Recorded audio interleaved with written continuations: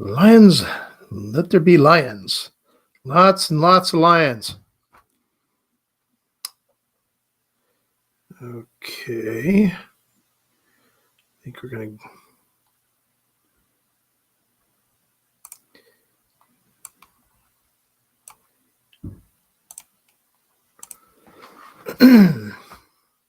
Hope everybody's having a good day. It's been a good day here.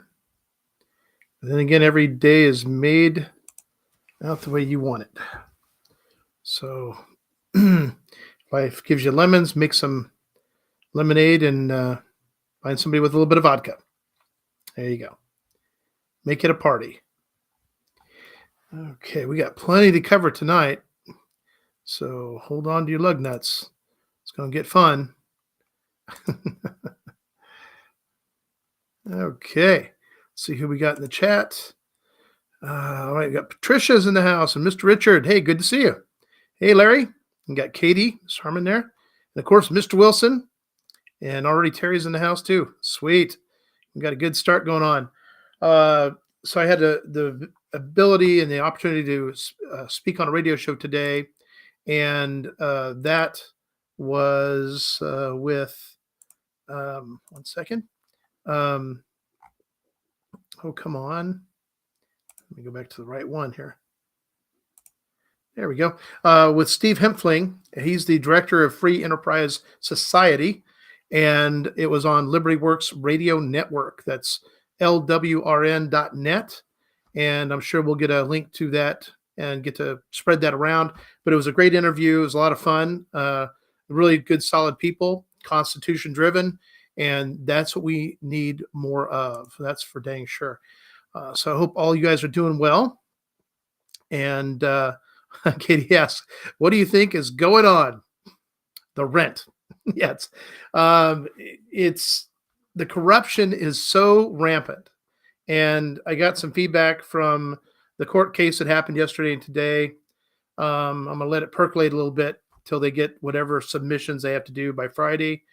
And the judge should come out with some type of result in a week or so. But the simple fact is that they're trying to call data proprietary information. Data is not proprietary. You'd have, unless it was your own data, right? But it's not their own data. It's data from the voters voting actually in Clackamas County. And with the data that was given to them, it also included data from the 2020 election. Yeah. And in that data, once it's analyzed, they can figure out exactly where the cheating happened and how it happened. And the Secretary of State cannot afford for that cat to get out of the bag. So as you can imagine, Secretary of State Shemaiah Fagan got directly involved in this court case.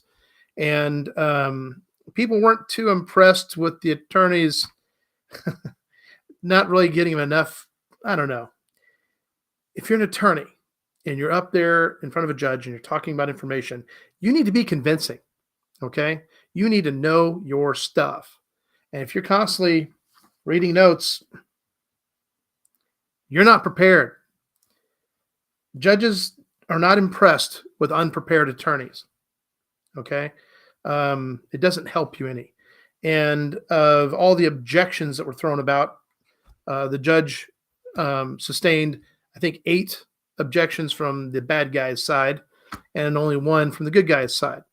And again, we're back to presentation is everything.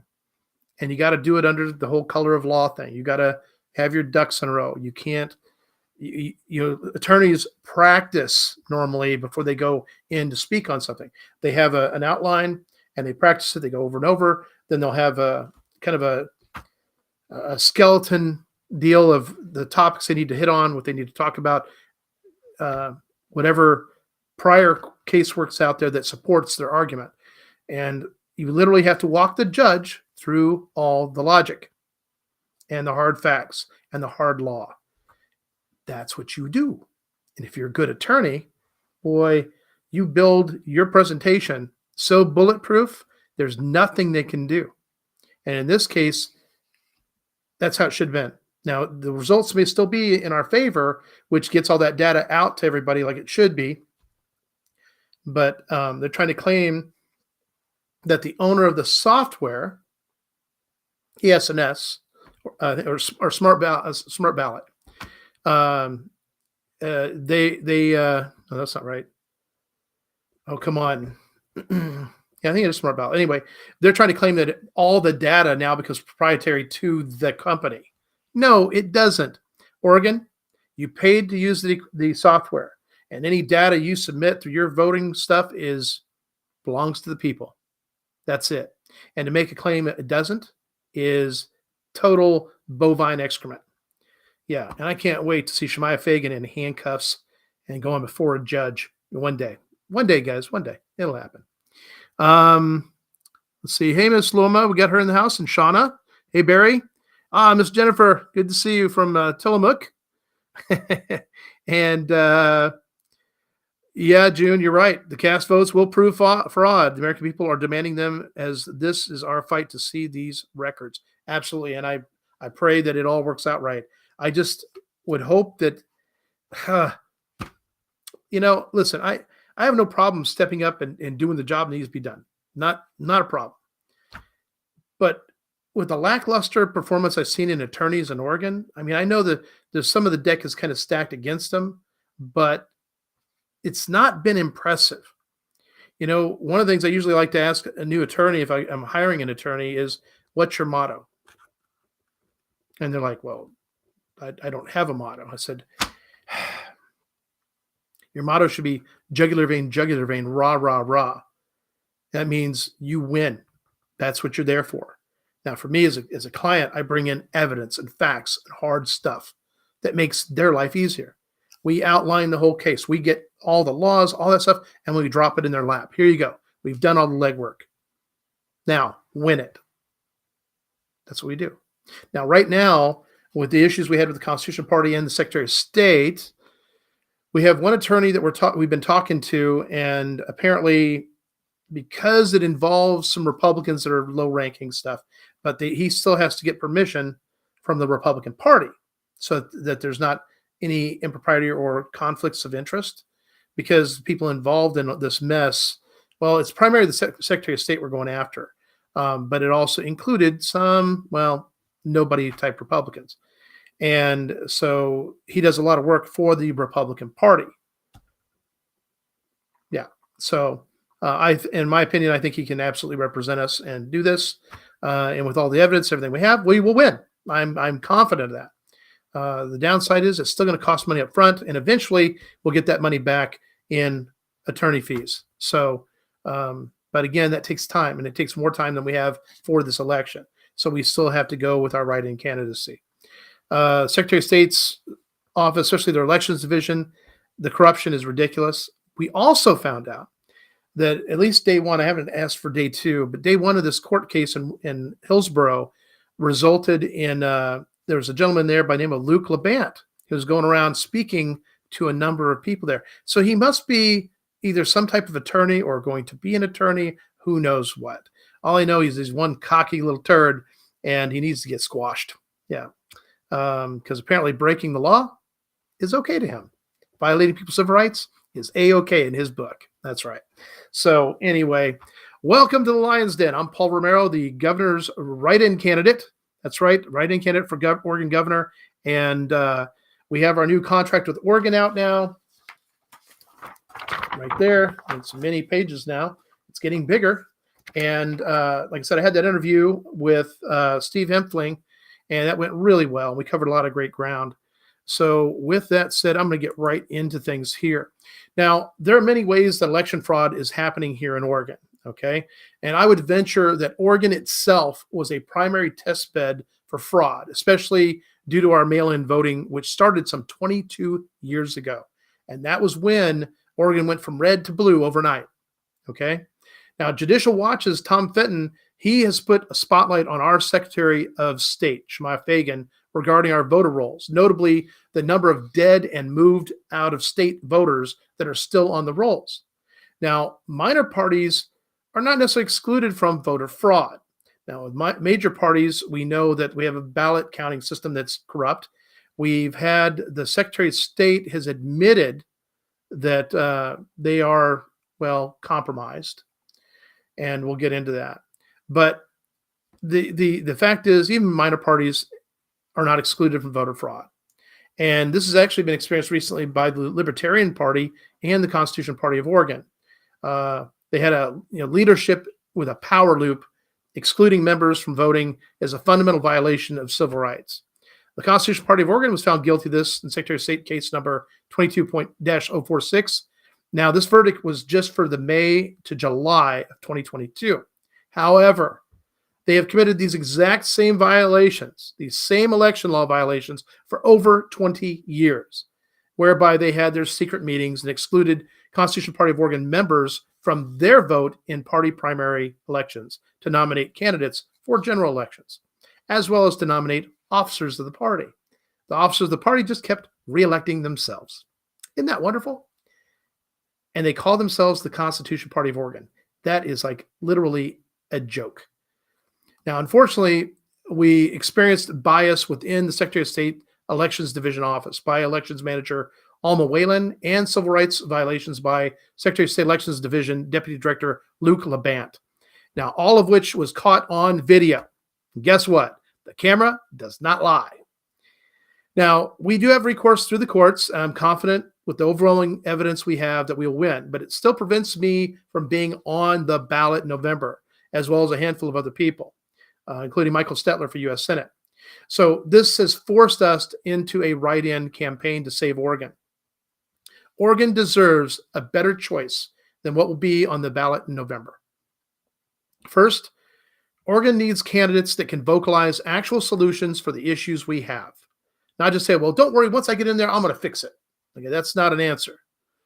Now, many of the solutions that I have in my contract with Oregon, they're collaborative efforts from various people, sources, and information, and it's all kind of come together. And it has kind of evolved a bit as well.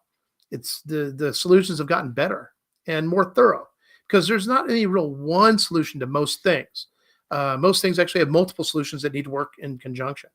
And as an analyst, getting as much good information as possible makes for better summaries and better potential solutions. Now, we talked about the Hillsborough, Washington County case for election data that is happening. It's a very important case. And, as I said, the Secretary of State and the Attorney General of Oregon have both admitted in formal court documents that their machines are wirelessly accessible, and that in addition to their state elections being compromised, our national elections can also be compromised because the devices are wirelessly accessible, even when they are not connected to local networks. Now, and Oregon is not alone. Election officials in other states have made similar admissions, not to mention the system vendors themselves. Of course, this is what we have been saying for 20 months now, despite the false and misleading mantra of the machines are not connected to the internet. There's an air gap. And I know you've heard it a billion times, but here's the thing.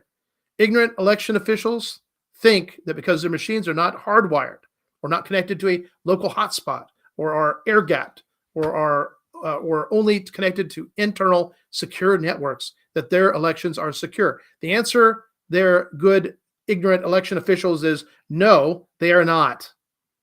So stop with the mantra. I know that's what they tell you to say. I get it. But understand something. Election officials, county clerks, you put yourself in jeopardy by not doing hand counts. You don't just count the ones, okay, just check this batch number. They give you a batch number, you go through and you do a check. And it's perfect. Well, that's good. Here's the thing. Why don't you check some of the batches they don't tell you to check? Just for safety's sake, right? The idea that the Secretary of State's office tells you which batches to check, I got a problem with. And so should you. Check multiple ones. You have the time, you have the people. We used to do all these ballot counts by hand, accurately. We can do it again. And right now in Oregon, we need to go back to that system. There's no question about it. Now, this whole thing reveals so much ignorance on the topic that makes me question the qualifications and the integrity of those put in charge of elections. And you have to wonder if it's ignorance or complicity, willful intention or accidental, right? And I'm sure there's elements of both. Now, these internal modems can simply connect to any convenient hotspot or a local cell tower. Something else somebody brought up to my attention is if you have a CPAP machine, for example, it's in your bedroom.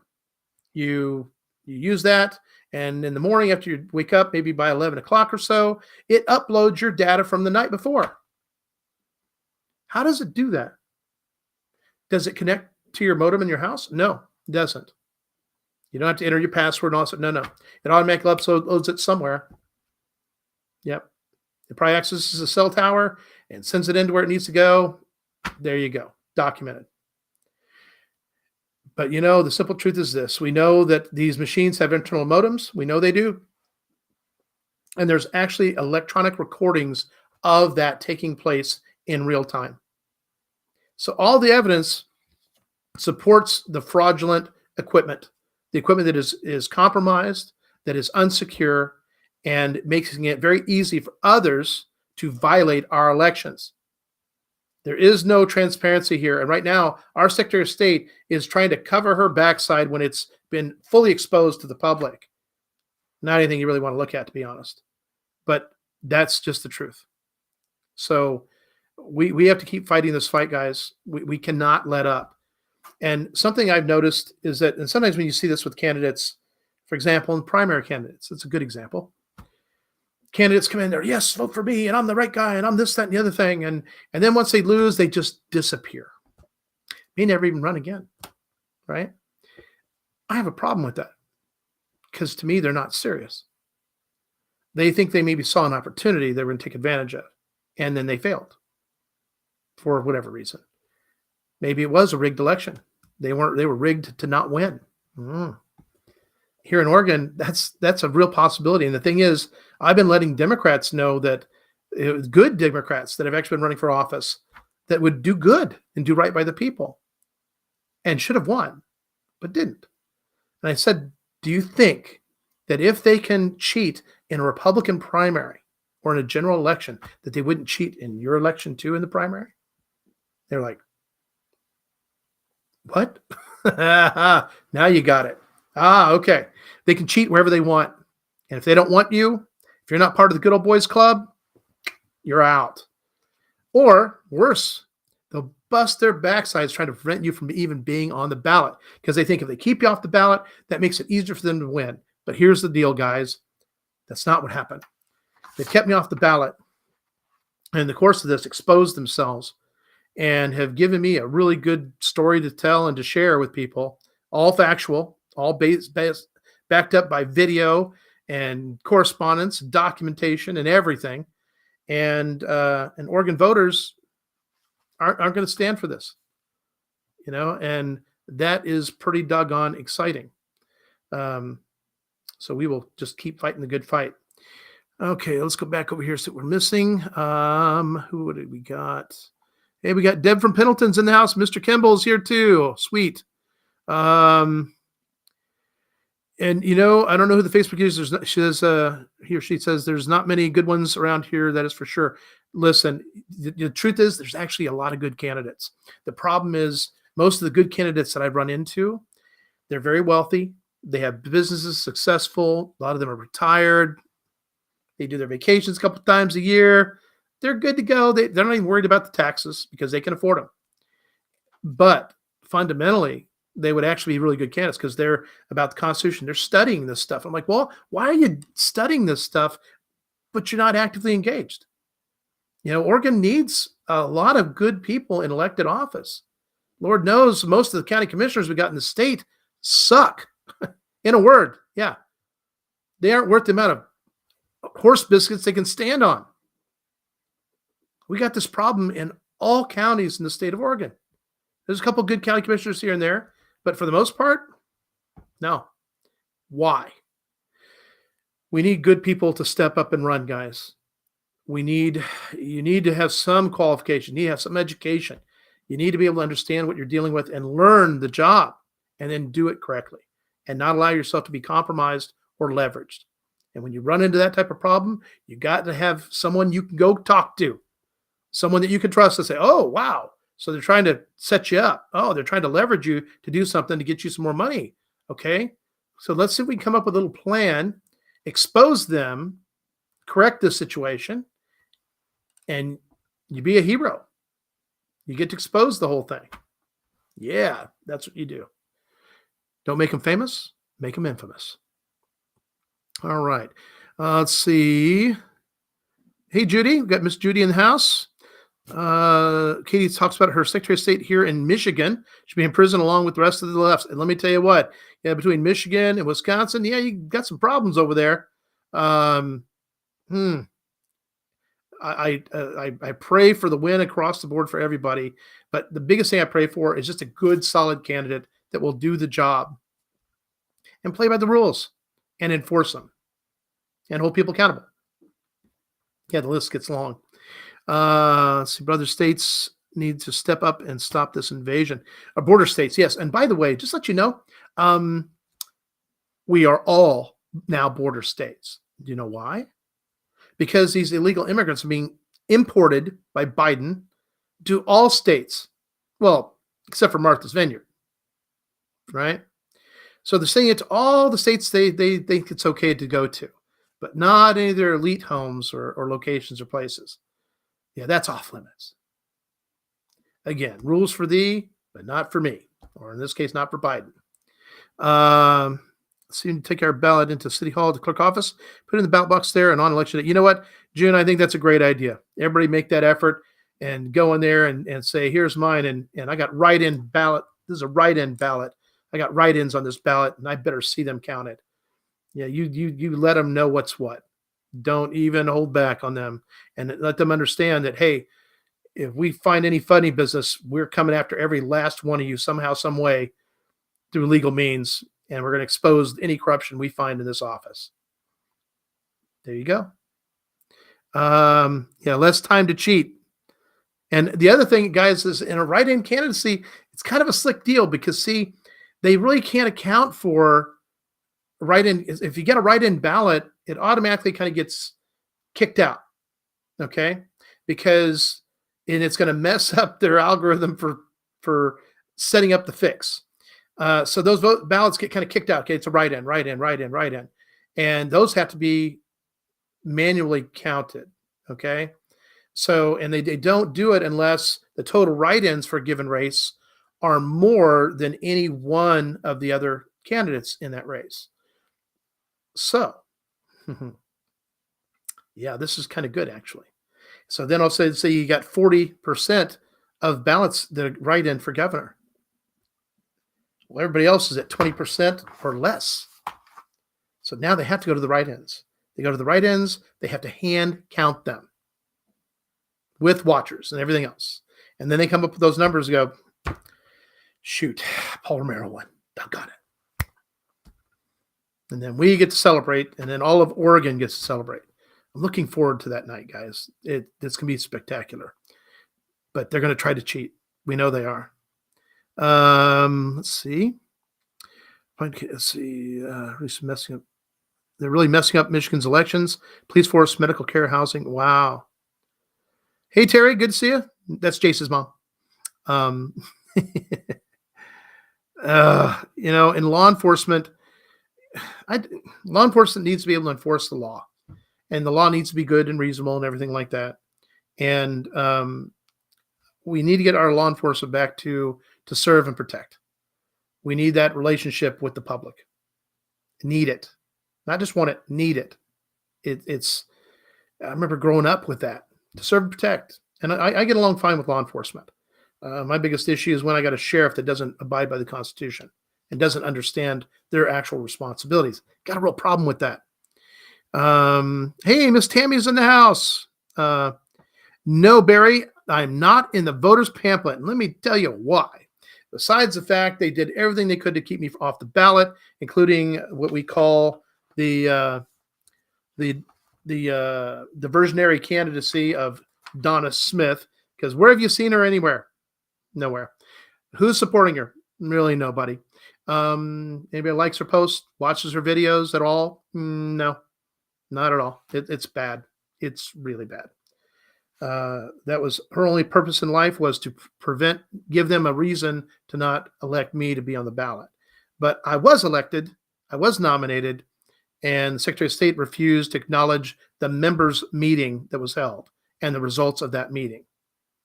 That's where the Secretary of State screwed up really bad. I should say the Elections Division, Alma Whalen did. And let's see. Yes, Barry, I am on Ballotpedia. I went through, I answered all their questions. What'd you think? Did you like those? Okay.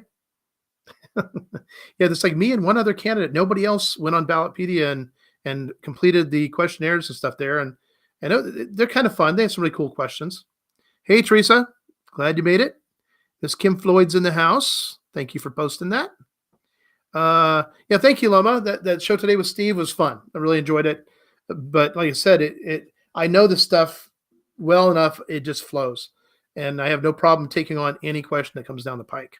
Hey, Mr. Dean, good to see you. Okay, so let's get back to where we were. So now let's talk a little bit about the Bureau of Reclamation. Now, part of the goal and ambition of the new improved leadership in the Bureau of Reclamation assigned by the governor is that they're trying to turn back the clock of Oregon like 100 years. Okay, well, if we do that, let's start pulling up all that concrete in Portland, right? All those roads. Yeah, let's pull it all up, go back 100 years. We'll start with Portland. Yeah, see, that's what they claim. But the fact is, they're really just trying to affect rural areas. Now, something that the Bureau of Reclamation, if you want to know where they stand, this is something that they said. They said that all remaining water, this has to do with the Klamath Basin, by the way, all remaining water in the system was needed to protect endangered fish, according to the agency. Okay? What endangered fish, you ask? Well, apparently, it's like two varieties of what we know as sucker fish. Okay? Something that nobody in Oregon eats. Nobody actively tries to catch them for any reason other than if you catch one, guess what? That's fertilizer for the garden. Okay? And otherwise, you're probably just tossing them up on the bank. I mean, as a kid, that's what we did. Catch a sucker, boom. Why? They eat the salmon. They eat all the other game fish. They eat all their eggs. That's a bad fish.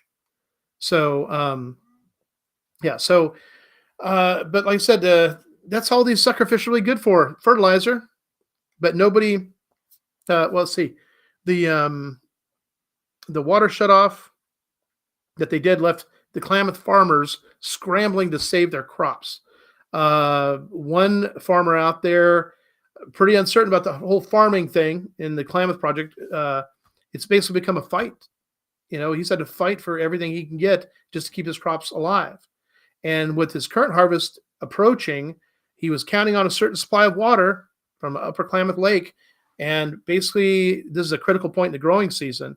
Now, thank God we've gotten some rain here. So this may actually save him or bridge him over this. And I pray that it does.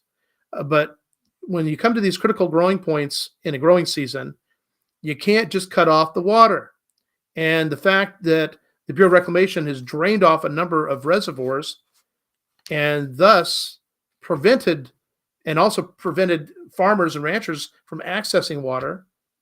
You see the problem here, guys? This is done on purpose. And something I found out was that, and we reported the last time, is how the United Nations was pushing this whole livestock shadow book and trying to claim that livestock, cows and what have you, had more emissions than all the motorized vehicles in the world, from your motorized scooter all the way up to a jet airplane. The combined exhaust of all those things was way less than cow farts. I know. The stupidity of some people. But it's all with agenda driven. The goal is to basically kill off all our farm animals. That was the goal of that whole process. And the thing is, if you actually take livestock and everything involved with livestock, all the exhaust of that, no, it is not less or more than everything else. And with everything else, you can't just count what comes out of its exhaust pipe. You have to count also everything that was done to make it. Apples and apples, not apples and Martians. And that's what these environmentalists do. They create these contrasts that are not legitimate contrasts. So So August 19th, announcement from the U.S. Bureau of Reclamation.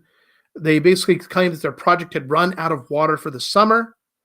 And let me tell you what, guys, I've seen water in these rivers and creeks and streams all summer.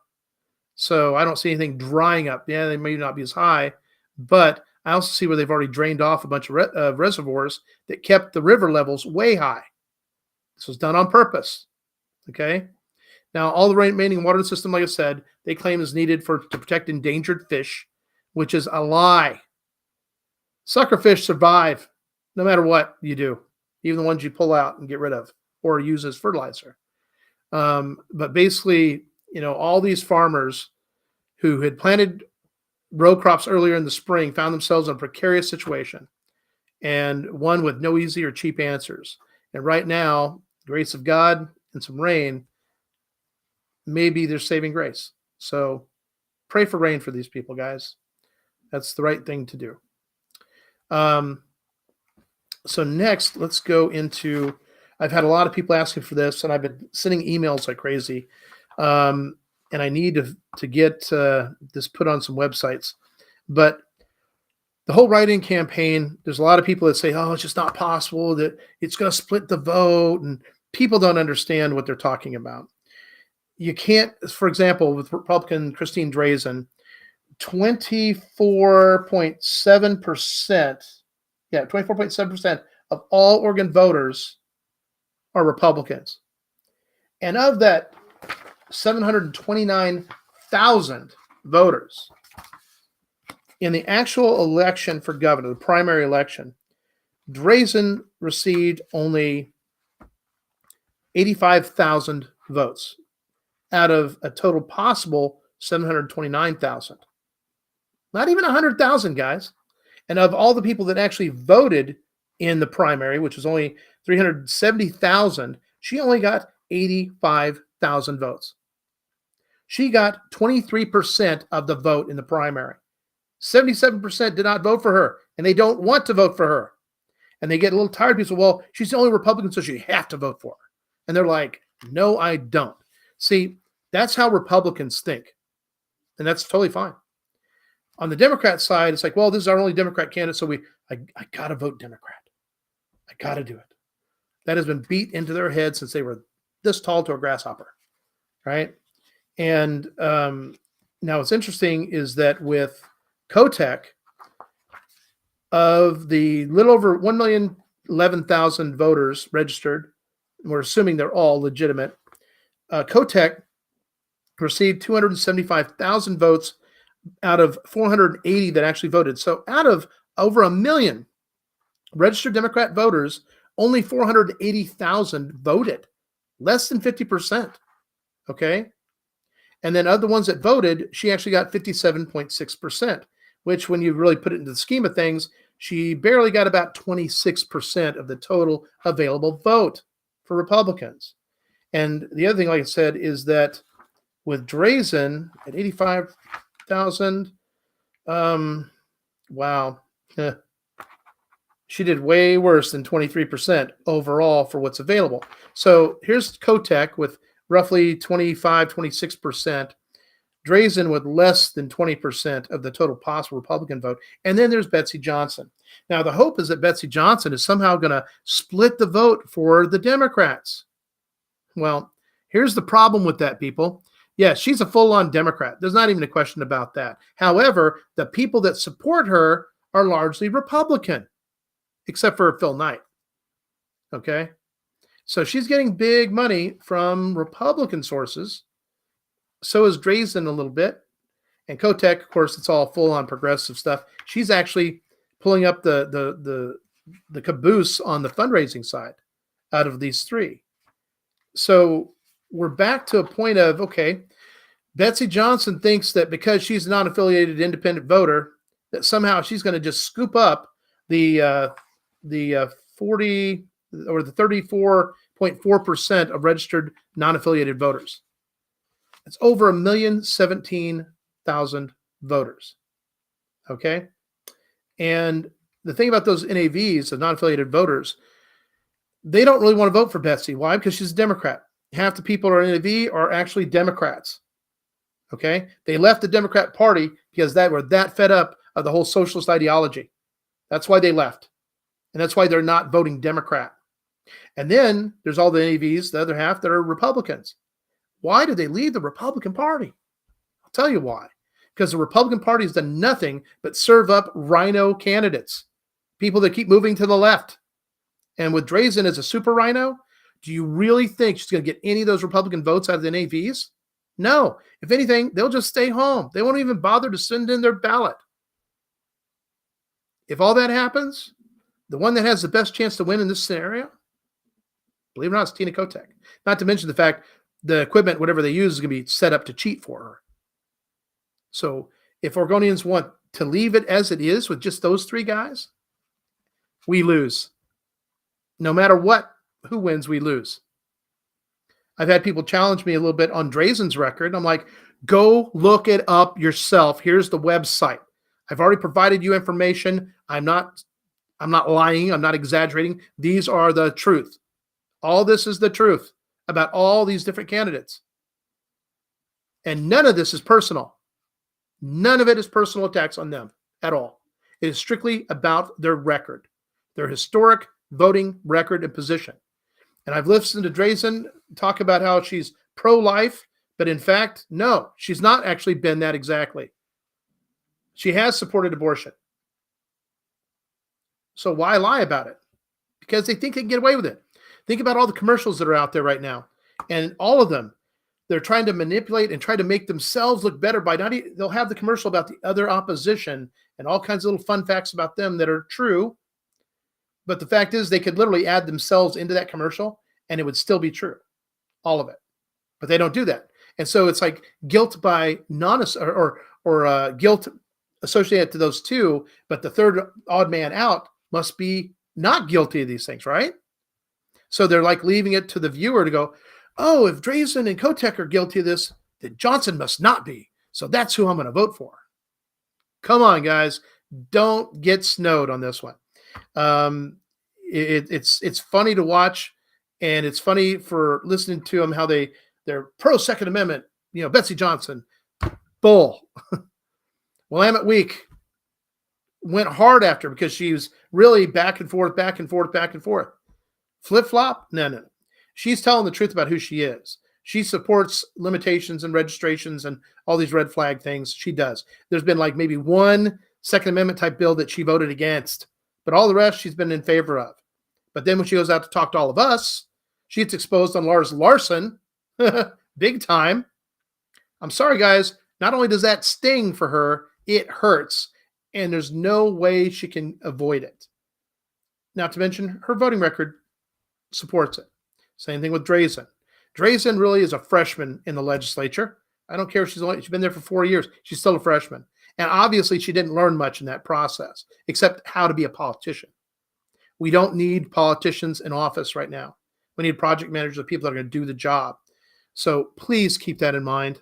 And I try to generate enough information that I can put out to everybody and share with you so that you have it and you can go back and you can look at it and you can go check it yourself if you want. But it's just a compilation of things, and it gives you a viewpoint. And this is kind of like an actual primary matrix, and it gives you insight into what's coming down the pike and what's important to know and understand. The total registered voters in the state of Oregon is 2,956,243. Almost 3 million registered voters. And there has got to be at least a couple 100,000 that are either dead or moved out of the state. And the Secretary of State is still dragging her feet. Judicial Watch, jugular vein, rah, rah, rah. That's all I have to say to you guys. Go get them. Don't take any prisoners. Let's go touch base, see what's going on over here.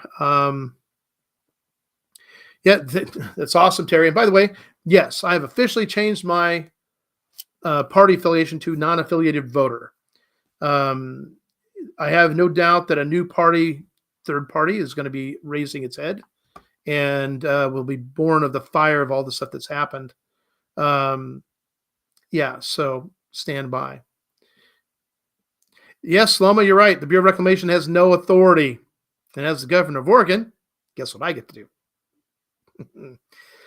Guys, we're going to have some fun. And then the other thing we're going to make sure we do is those people in the Bureau of Reclamation, the people running the show there, yeah, we're going to keep real close tabs on them, see where they head next. That way, wherever they go, well, I'm a firm believer that some things need to follow you. Kind of like your luggage. See, what about people's house versus the cows? I'm not familiar with your household in that regard, so hopefully it's not so bad. How would a Republican support that, whatever you call it? Not sure what you mean, James. As a Republican voter, well, first of all, right now, all voters in the state of Oregon registered have the ability to write in Paul Romero for governor. You do not have to stick with your party. You don't have to only vote your party line. That is not a requirement. Matter of fact, nobody really should ever do that. Well, I'm just going party line. No. You know what? That's never a good thing to do. But I understand how sometimes you can't even know about who they are. Think about how many judges you've had to vote for and you have no clue who they are. They do not advertise themselves.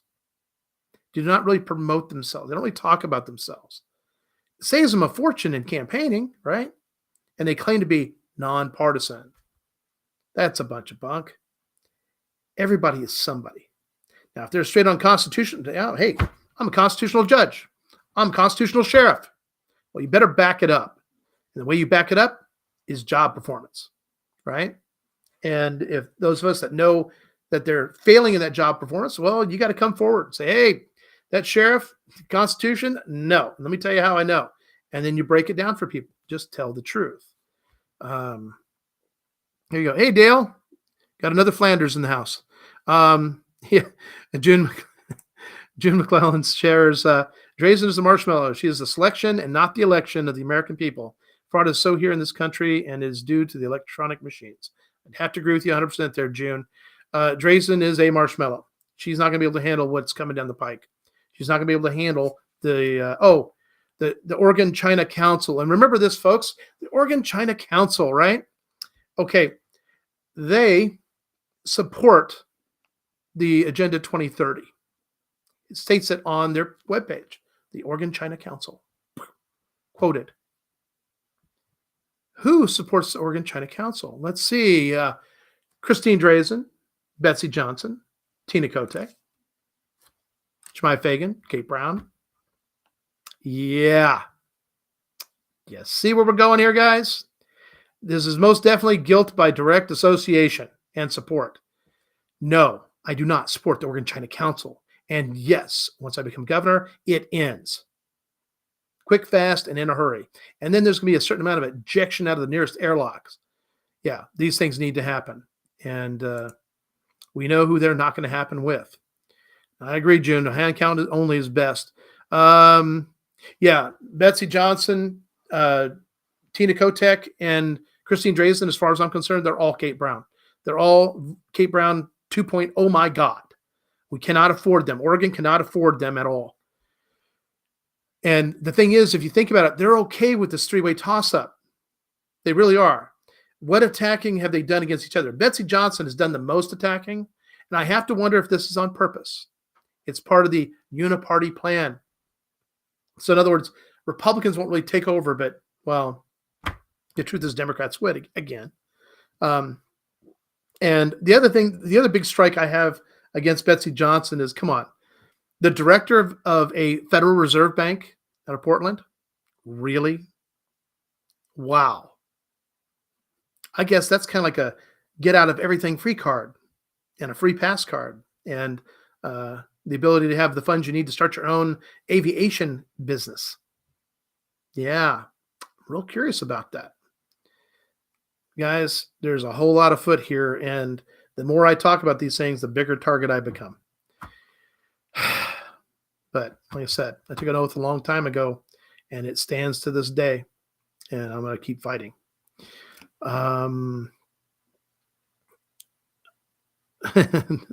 Yeah, Pat, listen, all you got to do is give them the information. Say, listen, how do you split 23% of the vote? How can the 24% of Republicans, how is she going to win with that? Explain that to me. Is everybody else on the ballot only going to get 10% of the vote? And so she can win with all the Republican votes? No. The simple truth is this: no Republican can win with just Republican votes. You're not going to get all of them. A lot of people aren't going to vote. With Christine Drazan, if people didn't have me as a write-in choice, you're going to see the lowest participation in the governor's race you've ever seen is what's going to happen. Because people, Republicans, we don't care. We don't care enough to vote for the lesser of evils at this point. We really don't. We take it personally because it pisses us off that you stuck us with a super rhino candidate again. Right? She came into the race way late. Okay. Like mid-November, I think, at the earliest. Nobody really knew about it until like January or February, while everybody else had been in for over a year, right? About a year. So that's kind of what I'd call chicken shit. Yeah. But again, it didn't give the opposition all the time to build up all the stuff against her. And by the time she got in, I actually had already moved to the Constitution Party of Oregon. So she really wasn't on my radar yet. Matter of fact, I don't even think I learned about her really being in the race until January or February. And by then, I really wasn't focused on the opposition intel on her. But I also knew she had a huge record that we could easily pull from, and no big deal. And it's ugly. It's not good. So, yeah, there we go.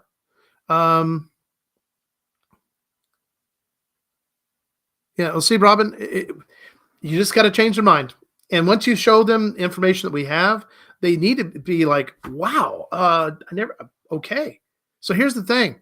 If 34% of the voters that vote in this next election, if they write my name in, we win. I'm telling you now, 34%, maybe even less. Yep. It could be as little as 26%, and we win. 26 to 34%. 34% is a magic number. It blows through everything that they do. And the fact that they can't cheat on the write-in side of things, it makes it, I don't even know how the algorithm will work in a write-in situation, because the write-in, you don't really know who all the write-in is. Then it comes down to the people that are actually looking at the write-in, go, write-in, oh, that looks like Raul Pomero. Oh, that must not be Paul Romero. So no. That's the kind of stuff you end up dealing with. So Paul Romero, not Paul Romano, Paul Romero. Share it everywhere and let them know. Like, listen, no, their vote can matter. Their vote can count, but this is what they're going to have to do. If they really want a Christine Drazan, then they should be like, I want her. I'm going to vote for her. Not, I like to get Paul Romero in there, but, a write-in candidate never wins. Well, why is that? Because of mentalities like yours that says that with no basis in fact at all. Write-in candidates have won elections throughout this country. Why not here in Oregon? Do we have like some special rule that doesn't allow for it? Either Oregonians are going to take an active role in this election, and that activity is going to consist of more than filling in an oval, but also writing in a name. Maybe writing in a U.S. Senate name, and a House District 1 name, a Congressional District 4 name. These are the things that as voters, we should be more than happy to make that effort. Place your vote for the right candidate. That you tell them. If you haven't read his contract with Oregon, here's a copy. Get me an email address, whoever, Robin Long. Yeah, I'll tell you what, get me an email address, and I will send all this stuff to you. You can print it out. You can take it. Here's why you want to vote for this guy. Here's why you want to take the time to write his name in the ballot and fill in that oval. This is why you want to do that. Ask Drazan all these points, all this stuff in the contract with Oregon. See what she has to say about them. No one's challenged them at all. Nobody. Thank you, Tanya. I appreciate that. No New World Order. Amen to that. Thank you, Jackie.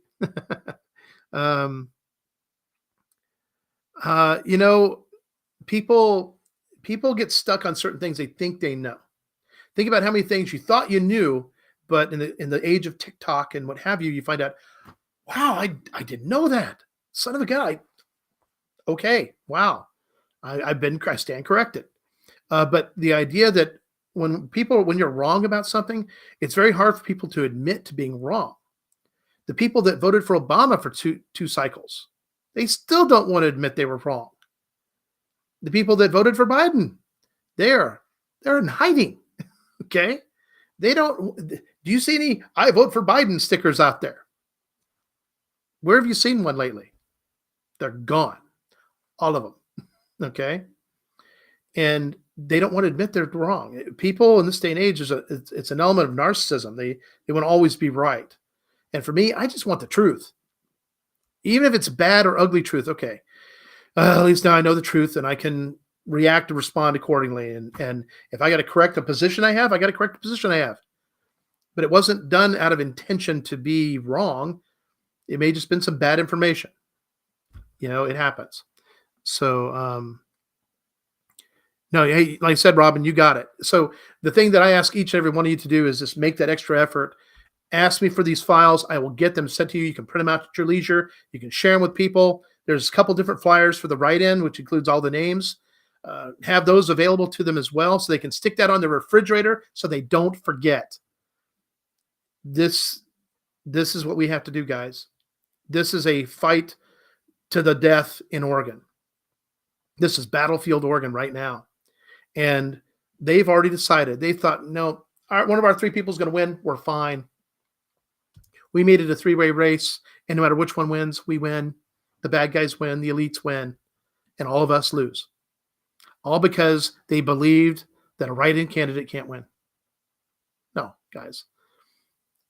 80% of Oregon, 100% of Oregon could write in a candidate and that person win. The only thing we have to do is get that information in front of them. Get the contract with Oregon in front of them. And then let them go ask the other players.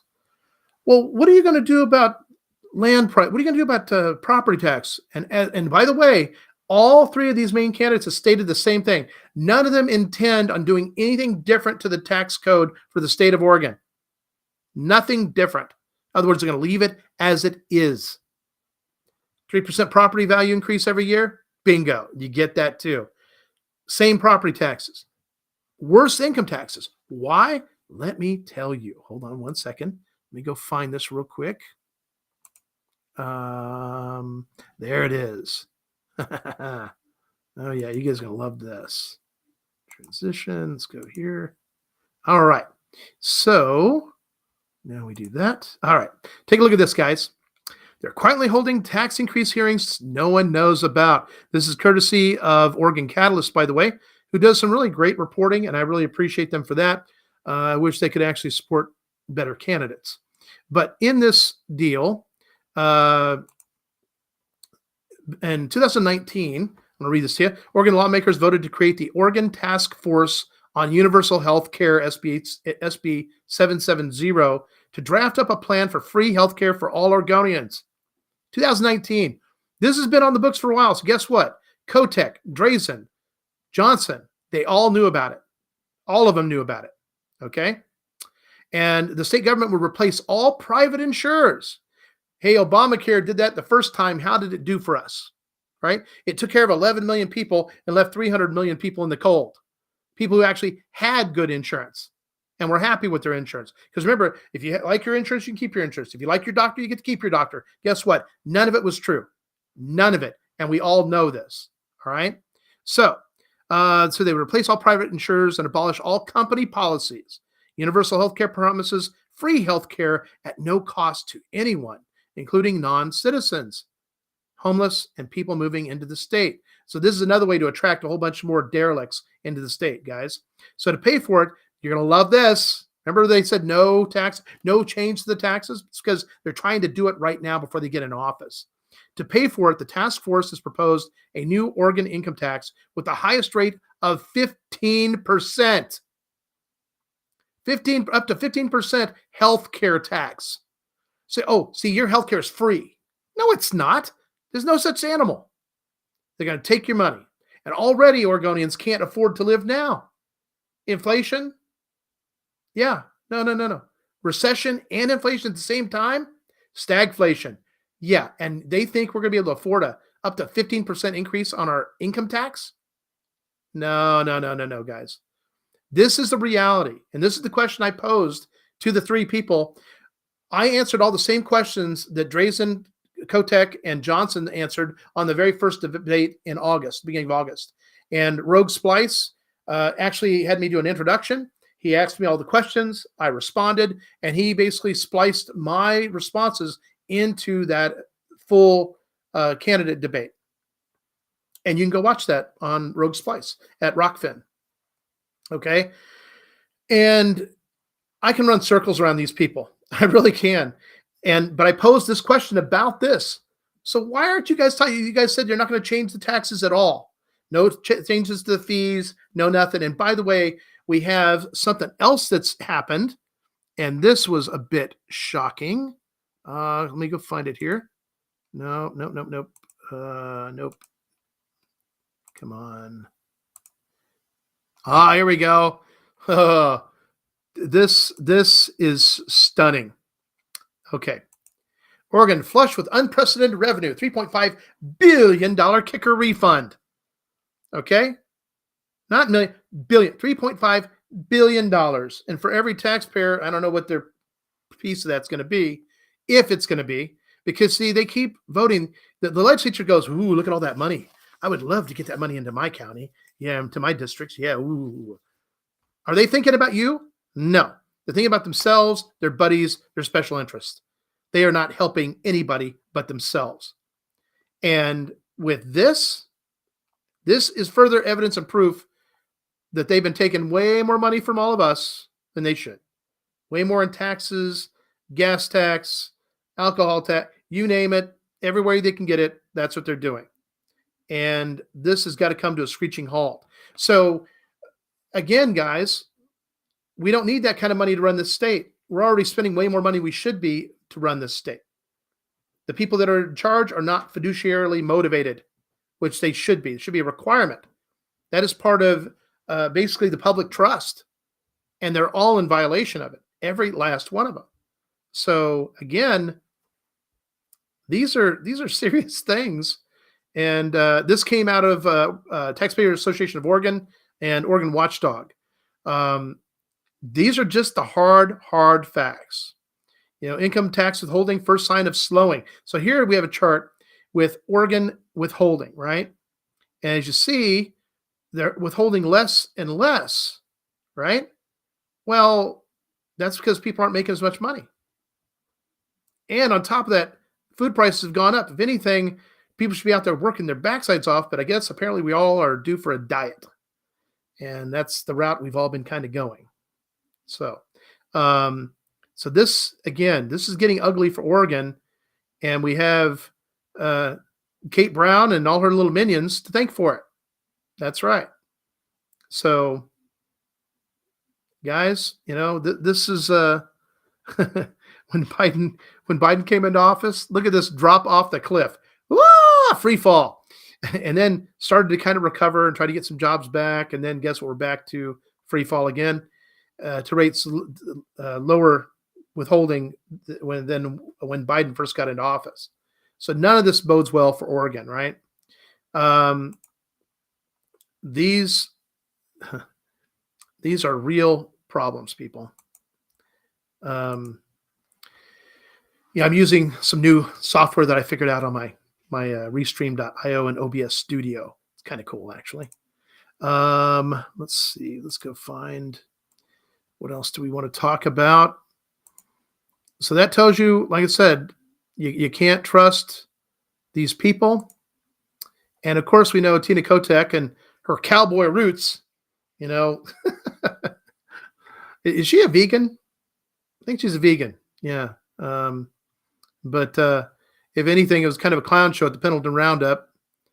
I'm surprised that anybody would get a picture taken with her, especially in Pendleton. Gosh. But apparently she didn't stick around very long when she was on the parade route. She was there for 4 blocks and then peeled off. Why? Because nobody likes her. And think about Kate Brown. When was the last time you saw her in an actual parade or something, right? Well, Kotek is going to go straight to that. She's going to straight to, if she became governor, she'd have that one, that single-digit approval rating right out of the chute. And chances are that rating will probably be about 3% because that's what accounts for the people that are part of her LGBTQ MNOP group and element. And by the way, do I have a problem with somebody being gay? No. More power to you. If that's what you want, that's how you are, great. Knock yourself out. Enjoy it. This is America, land of the free, home of the brave. If you're brave enough to do that, by all means, go for it. But do not try to impose that on the children or anybody else for that matter. That's where you've crossed the line. That's where I stand. Let's see what else we got there. And then let's see. And by the way, just so you get that full picture, there you go. And by the way, I have links for all these. And if you want those, I'll stick those in the email as well. And then what else we got going over here? And when there's a new article in the Willamette Week on Drazen, it comes out with a whole bunch more truth. What can I say, guys? Even the Willamette Weekly is going to report the truth on Drazen. Now, probably going to do that on Betsy Johnson or Tina Kotek, but there you have it. Now, this is an earlier one that we've been trying to find the most recent one. If somebody has that link, please send it to me because I cannot Google it. I cannot find it. I don't know what happened to it. And even when I go looking on here on the Willamette Week site, I'm having a hard time finding it. So I'm kind of curious what's going on there. Now, something I want everybody to be aware of is our youth, young people. There's a lot of pressure out there from social media and everything else. It's like everybody kind of pushes this narcissistic, egocentric mentality, and everybody's trying to race to be famous. Remember high school, and you had the popular kids, and you had the really popular ones, the handful there, and they were the cool kids and what have you. And you may not have been in that group, but that's no big deal. The group of people I was with, they were all pretty smart. There's a bunch of athletes. There's some social people, band and choir people. It's kind of a little bit of everybody in our clique, which is kind of weird, but it worked. We all just got along, looked out for each other. And it worked out really good. But then there's all the other different cliques. Sometimes it's just the smokers and the guys that will be just smoking the other stuff and what have you. But it's just part of growing up. And for a lot of people, you can't look at other people and go and be envious of them all the time or feel like somehow you're being shorted. My daughter, Sarah, boy, there's a time when she was so upset with me because all her friends lived on homes that were on a golf course. I'm like, Sarah, I have a decent job, but I can't afford that. I wish I could, but right now I can't. I'm trying to get to that point maybe. But something I told her, I said, something I learned as a broker, a lot of people that live on golf courses, a lot of times there's hardly a stick of furniture in that place. And anyway, it was within a year, I think, that a bunch of those people that own those houses on the golf course had to give up those houses on the golf course. But Sarah somehow felt slighted that we weren't at that same status, and it wouldn't be for lack of trying, but that's just not necessarily in the cards sometimes. You just have to go with it. Not to mention the fact, gosh, I had a total of 5 kids in the house and my income. So we were a single income family and just barely getting by, But anyway, so there's a documentary release. This is on the Daily Signal. And it unveiled the stories of 3 women who previously identified as transgender. These were all women initially, and their futile attempt to escape depression and suicidal thoughts thought that maybe this was their out. And it also gained them a lot of attention. Okay. And it's just sad, guys. And I know even for myself with my own children, I look back and realize where I could have had more of a relationship with them, but I was so busy working and taking care of the bills and all that, out of sight, out of mind. As long as everybody's not hurt, everybody's getting to school, grades are passing, everything's good to go. And with my kids, they were all smart. They were A students and A and B students. And that was great. But it's just really sad what some of these people go through. And these 3 ladies that went through this, one of them went so far as actually having their breast removed. And my mom is a breast cancer survivor. So is my aunt. And I can only imagine what it was like for them. They're mothers. They are true mothers, and that is a part of your identity, I think, as a mother, right? Nurturing your children at birth and all that good stuff. So um, it's hard to fully relate to that, but it just seems like if you were a male and mutilating yourself to change who you are, you know, uh, God knew you before you even existed. He knew you better than you know the back of your own hand. And however you were born into this world, this is what you're supposed to be. Make the most of it. Chances are you might be coming back something different. Hopefully, you won't be coming back as a mealworm or dinner for something else, right? That would be an interesting lesson to learn. But it talks about the rapid onset gender dysphoria. And it's been a recent phenomena in which children and adolescents are suddenly and without prior indication identifying as the opposite sex. Now, what we found is that there's an awful lot of indoctrinations like, do you feel like a boy? Type questions. Well, I don't know. Well, you probably feel like a boy. That's it. Yeah. Oh, yeah. You got to change your sex. Oh, don't worry. Here in Oregon, we can get you a sex change. We don't have to tell your family. We can get you birth control. We don't have to tell your family. Oh, we can do this. You don't have to tell your family. You can decide that as a minor. Yeah, that's Oregon laws allows that. Tell me those people aren't just sick beyond belief. It is atrocious what they're doing. And I think that we all need to take a more positive role in our young people's lives, whether it's in a mentoring capacity or something. But what our young people need to understand is who they are is who they are. And not everybody's going to be the cool kid. And by the way, if you were the cool kid in high school, are you still the cool kid now and as an adult? Probably not. Right? We all grow up. We all change. And there's nothing wrong with that. And when you go back to your 30 or 40-year reunion, will there be some people at those reunions that think that it's back in high school senior year? Yes, you will meet those people. It is a sad, sad thing. But it's like, come on, guys, let's go do this. We're all like, no, we're fine right here. What's the deal? We don't need to follow anybody anymore. It's always kind of profound and kind of weird. It's like stepping back into high school. Can you imagine that? Going back to high school to do your senior year one last time. That might be an interesting movie, right? See what you do different.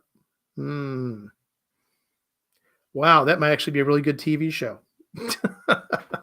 Okay. See, I think that's all we've got really to cover right now. I've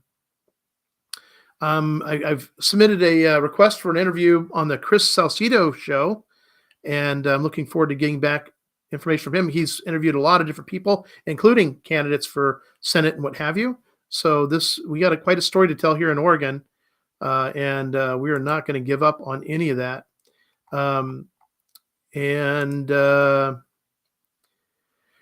There's a new party that's coming up out there, but they're going as the No Labels Party. And anytime I see stuff like this, and it's kind of generic looking, I get this gut feeling. And that gut feeling it's not all positive. I'm all for a third new party, a We the People party for the country. And I'm all for, established bylaws that truly embrace the law and put control of the party to the membership. Okay? It can't be run by a king or a tyrant. It cannot be set up that way like the Constitutional Party of Oregon is. It's important. And I think too many people really undermine it all for their little power trip. And I've had people say, well, you're a narcissist. Really? No. If my wife and we have a company, and I got to admit, when the royalty checks start coming in, yeah, life's going to be really a lot easier for us. And that's going to be wonderful. Don't get me wrong. But, the one thing we've resigned ourselves to is we're not going to let it change who we are. We're a little long in the tooth. We've been around a bit, and we like people and we like to help people. And that'll be a great opportunity, I think. Are we going to still live where we live? Yes. we're not moving. Yes, I'll be putting a new deck on that property and maybe a sauna and a hot tub, but other than that, it's going to be basically the same. So stand by. What else we got over here? Wow. So Heidi, are you saying that somebody changed in the last primary, changed you to an NAV from Republican, and it wasn't you? Is that what you're saying? Let's see. Hey, Paul, glad you made it. Yeah, the secret meeting. Oh, what I can do. Let's see, secret meeting. Yeah, it's Oregonian. Yeah, I got to go find it again, but I know it's out there. I'm sure we got a copy of it somewhere. I end up sending so much stuff and emails to so many people. At some point, I'm just going to start having it put on the website. Say, okay, go to the website, read it there. Matter of fact, actually, it might be at the cporegon.org. Let's see. Let me go check that real quick. Is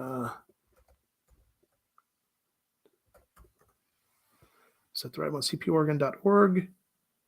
Yes, it is. If you go to cporegon.org,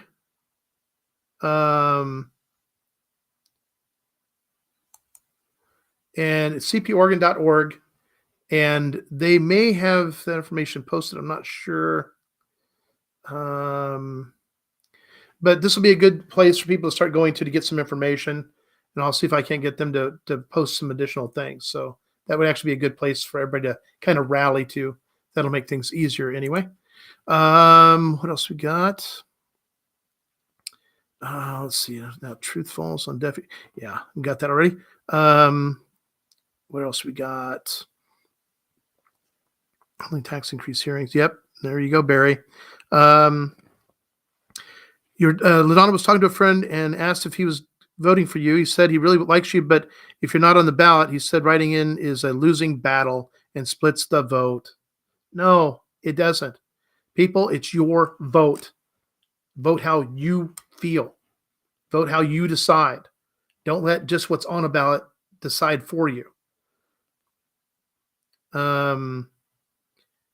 But yeah, so anyway, let's see, I guess I'll rehash that real quick. So Republicans account for 24.7% of the voters, and Democrats are 34.2% of the voters registered, and NAV is 34.4%. So it's a little bit more than the Democrats. Independent is at 4.7%, Libertarian at 0.7%. That's only about 21,000 people roughly. So those are the five biggest groups. And mind you, non-affiliated voters are not a party. They're just a block of voters. And it's worse than a three-way split at this point. Okay. And because of this, the Republicans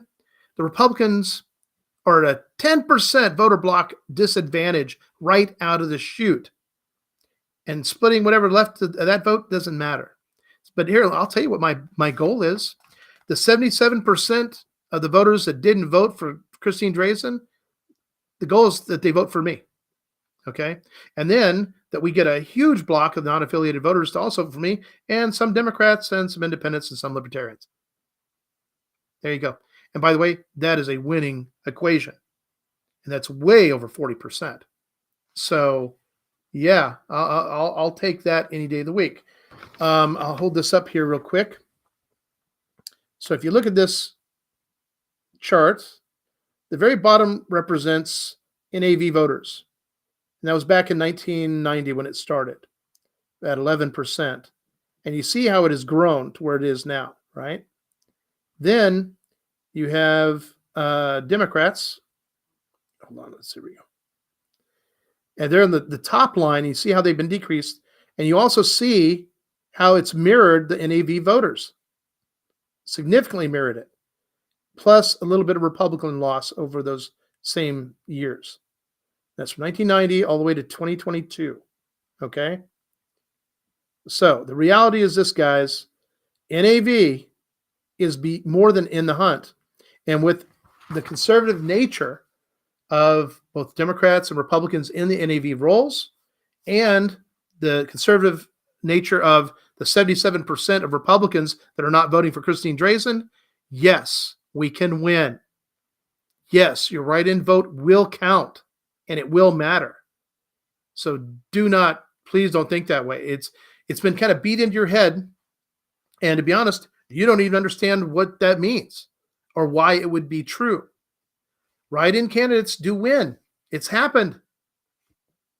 It'll be a historic day for Oregon, especially with the governor's race, maybe even a U.S. senator's race, write-in as well, right? So literally, this is Oregon grassroots voters taking it back. But every person that has told me, well, it's going to split the vote. I said, okay, explain to me how it splits a vote. Oh, well, I really don't understand that. Yeah, because you're talking out of your backside. Okay. You do not know, you do not understand, and you can't explain why it would be. The simple fact is, no, it won't be. And I can explain that. I can show that. So your vote matters. If you really want it to matter, you should always vote where you feel you should vote. If you got to write in your neighbor because he's so amazingly awesome and would do a good job as governor, well, you probably ought to consider writing him in. Cast your vote for who is the right person that's going to do the job. And my thing is this, is that none of these candidates have offered you what they're going to do. They've not given you any kind of roadmap at all. They've lied to you plenty of times already. They have failed you plenty of times in the legislature already. And if you think for a second, Betsy Johnson, 20 years in the legislature, who's not done squat for Oregonians, do you really think that one's going to show some new spots? Really? No, I wouldn't trust her for that. She's 71 years old, and I'm Generation X, and I kind of feel like our generation has just been skipped over in regard to politics. We were the extreme generation. We weren't afraid of anything. We grew up in our homes. We grew up latchkey kids. We had a key to our own house. We didn't necessarily have babysitters come home. We got home in the third grade and the fourth grade and what have you.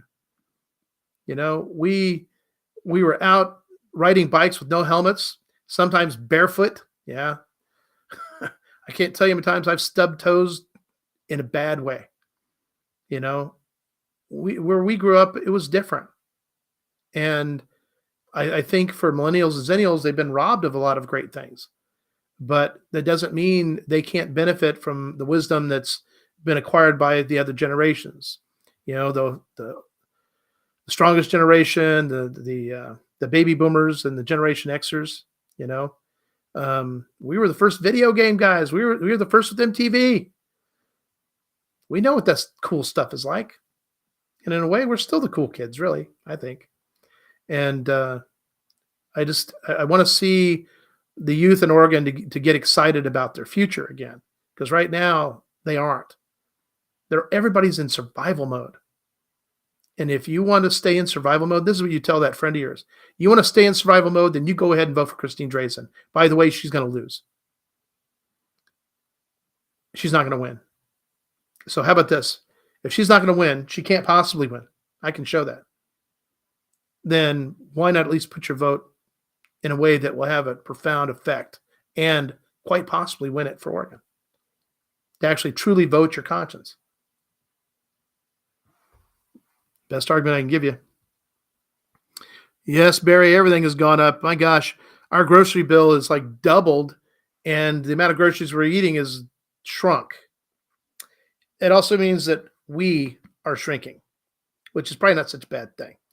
And just let you know, LD, I'm going to have some more video for you. We're going to get on the punching bag. That's right, the heavy bag. And we're going to do some punching on that sucker. Yeah. Let's see. Chicken breast, 33%. Whole milk, 17.8. I've seen whole milk go from $2.99 a gallon to $5.89 a gallon. Yeah, that's way more than 17.8%. Yeah. Eggs, ground beef, everything has gone up. Come on, guys. We used to pay like $1.09 for a round steak, and now it's like $7.59. I'm really trying to understand that. Let's see. What else we got here? compare yourself to others. You'll come either vain or bitter. One thing is this is as a candidate, um, the only thing I really have to do is compare and contrast. Here's the history of these people. It's not a personal attack, okay, at all. Here's where I stand. Here's who I am as a candidate. Here's my contract with Oregon, and I triple dog dare any one of them to do the same thing. They will not do it. They won't. They're going to stay as far away from that as they possibly can. They don't want to give you a commitment. They don't want to be convicted of anything because they have too many people that are controlling them.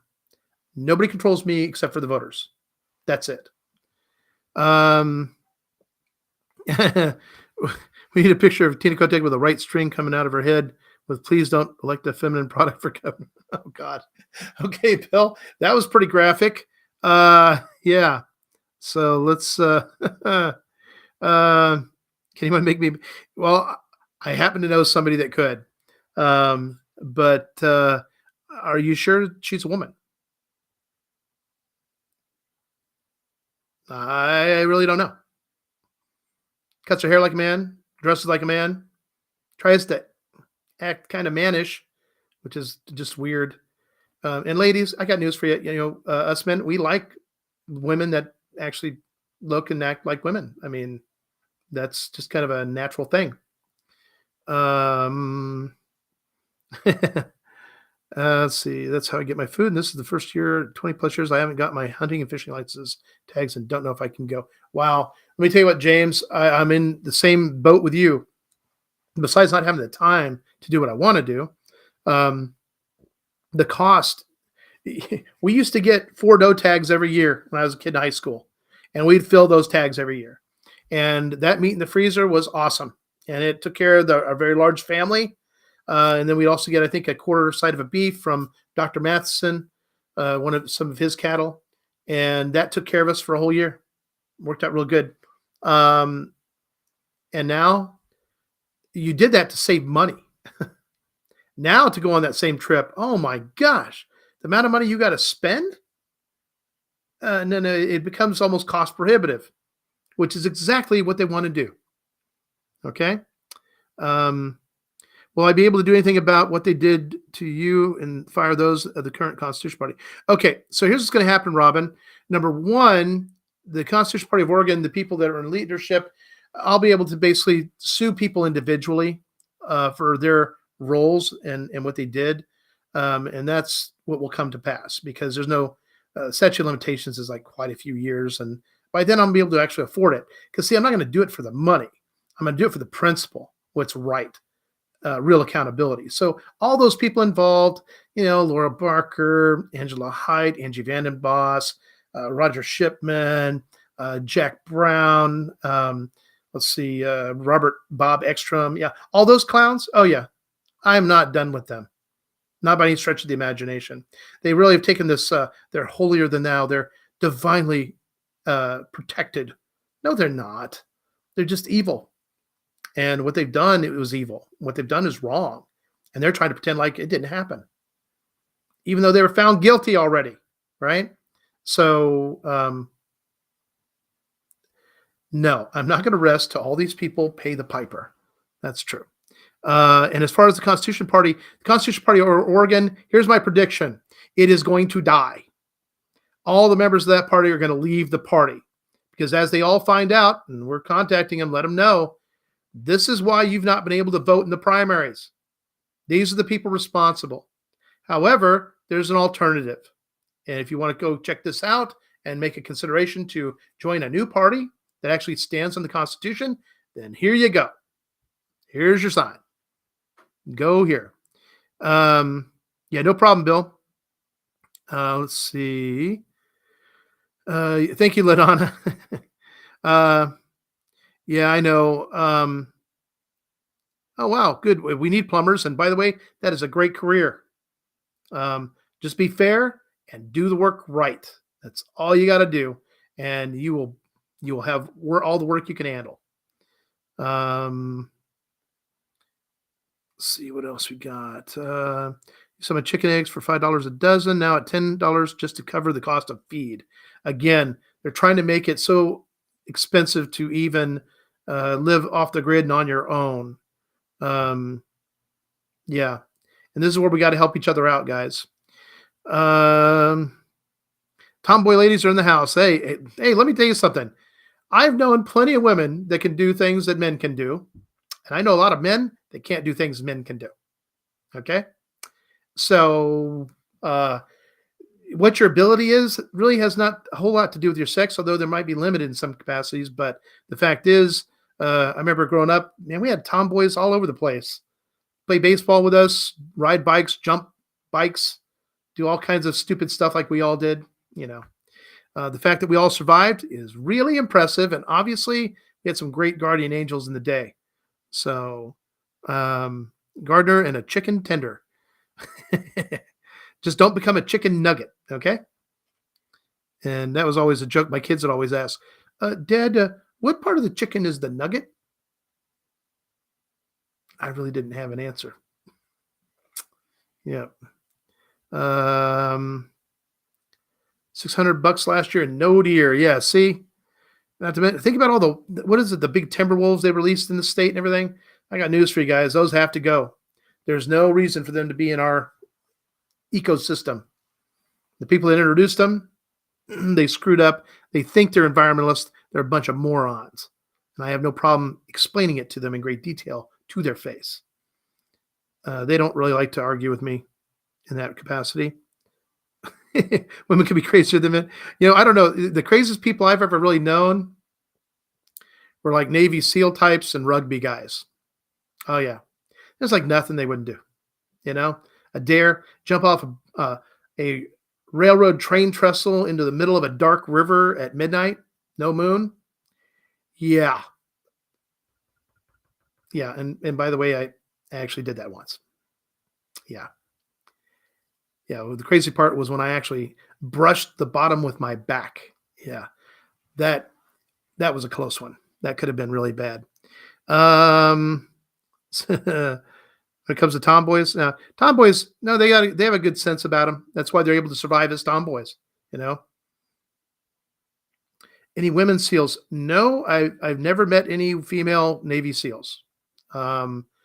I don't even really know if we actually have them. I know we had G.I. Jane or something, but no, not that I'm aware of.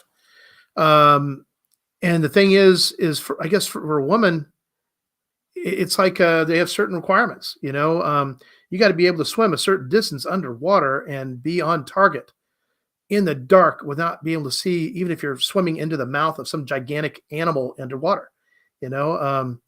Something else I learned, here's one for you. There's a lot of Navy SEALs that are actually from Louisiana. There's a lot of Cajun Navy SEALs. My great uncle, Wayne Bergeron, he's a very famous Navy SEAL, apparently. It's like every Navy SEAL knows who he is. That's kind of cool. He never talks shop, but he's the nicest guy you'll ever meet. And he actually lives in Louisiana. But again, certain things require certain people and certain mentalities and a very strong mind, very strong will to live too. And not everybody is cut out for everything. So in honesty, we're not all really equal as far as our ability. Some people exercise their minds. Some people exercise their muscles. Some people go for full meathead. Well, teach their own. We get to choose what we like and choose what we want to do. And the hope is that maybe our hobby is we do it so well, we make enough money so that our job is never really a job.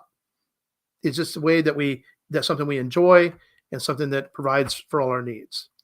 What else we got? Yeah, women in combat. Listen, I know of women in combat that have done a great job. So I really can't discount it. No legitimate reason to do so. I do know in the Navy, I was on the what ship? I think I was on the Bainbridge, and we were carrying some equipment to the USS Vulcan. Vulcan's a replenishment repair ship. So if you have broken equipment, you can take it to that ship, and they take it. They do repairs and and everything else. Sometimes they can swap you one for one with whatever you're bringing in. And I was up on the quarterdeck, and I'm Seaman Romero, brand new in the Navy, first cruise. I'm in Naples, and a woman walks by in dungarees. I'm like, what are women doing on this ship? I was shocked. I had no idea. And the guy at the quarterdeck told me, he says, "Oh yeah, we have women on the Vulcan. We can put them on replenishment ships." I'm like, "Does that create any problems?" He goes, "Oh gosh, yes." I was like, "Are you serious?" He says, "Oh yeah." He says, the first month out of port, they had like a half dozen women get removed off the ship because they were pregnant. Yeah, they didn't start out that way when the ship left. They had some people that were busted for solicitation. Yeah, $20 a pop. It had upwards of $5,000 in a bag in 20s, type of situation. And apparently all because one of the customers she wouldn't take as a customer. So these things are real. They happen. And when you have men and women together, it's like the IDF force, right? Israeli Defense Force. Their women have been in combat forever. And let me tell you what, they are great marksmen. And also Muslim elements do not like being killed by a woman, because if they're killed by a woman, then they will come back in the next life as a woman, and they don't want to do that. Right? So it's like, oh no, there's a bunch of women IDF soldiers shooting at us. I'm out, and they leave. Right? Kind of works for them. In the meantime, that is an environment, a culture that has had to use everybody to help protect their small piece of the world, right?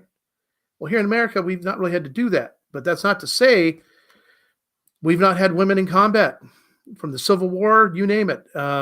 They exist, and sometimes it's just necessity. But it also lends itself to one of the things we talk about. When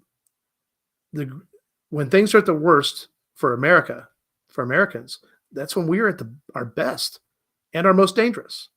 We will step up our game to whatever. It's like the Hulk, right? No matter what you throw at him, he can come back with enough more to beat you. That's something about the Hulk character that actually is part of who he is. So if you only launch a BB gun at him, he comes back with a BB gun plus to defeat you.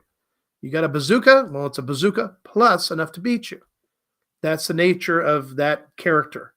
And in a way, America is kind of like the Hulk, kind of like that. But at the same time, it doesn't stop people from shooting the bazooka at you.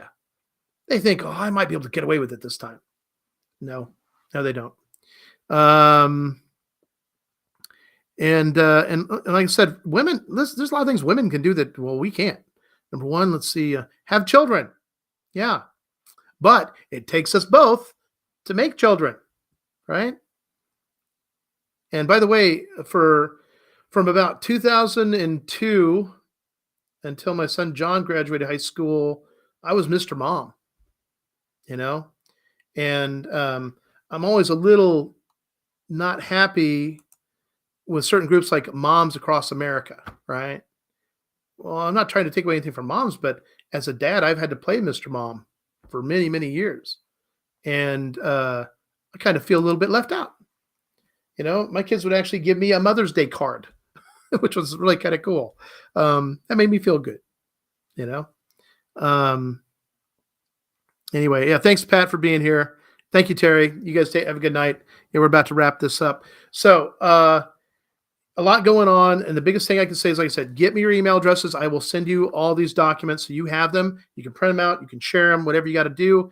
But please help with this grassroots write-in campaign and be convincing. Let them know. Listen, no matter what you think about a write-in candidate, what they're telling you, they're going to tell you, all three of those people, oh, write-in candidates never win. Why? Because they don't want me even to be considered in any way, shape, or form. They've done everything they can, even to the Secretary of State, to prevent me from being on the ballot. That's how serious this is. They know I'm a contender. They are threatened by me. They see me as a threat. And it's also why I got so many phone calls from so many prominent Republicans trying to convince me to drop out of the race, to not be a write-in candidate. Oh, yeah. Big time. And my thing to them was, so they said that you'll get 1% or less of the vote. You're just going to split the vote. Oh, so you think that your candidate's going to lose by 1% or less? Hmm.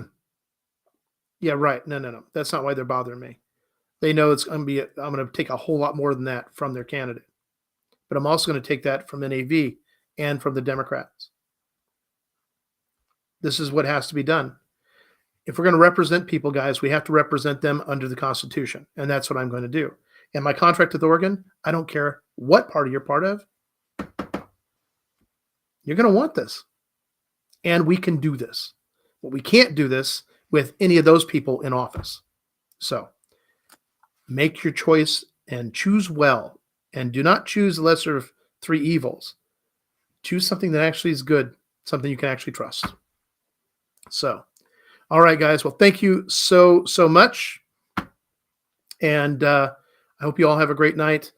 I already ate dinner, so I don't have to worry about that. And but I'll be sending out a bunch of emails. So anyway, again, thank you all for being here. Please spread the good word and keep pushing. You know, we got about 6 weeks to go here. We can do this. We're getting some other help coming in. So you'll see bigger signs in more locations and all that. All right. So you all have a great night. Thank you so much. And